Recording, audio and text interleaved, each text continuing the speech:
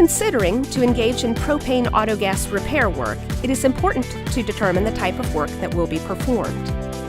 Not only do codes and standards determine the facility design,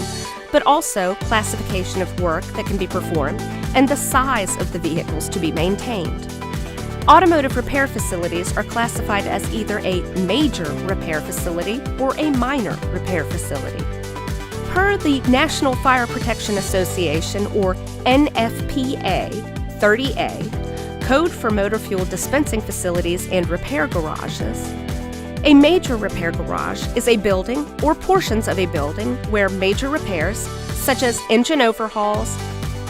painting,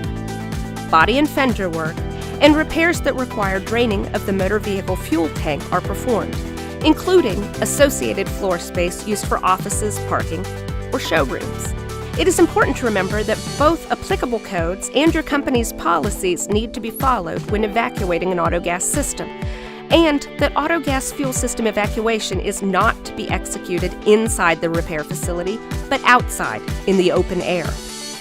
A minor repair garage is a building or portions of a building used for lubrication, inspection, and minor automotive maintenance work,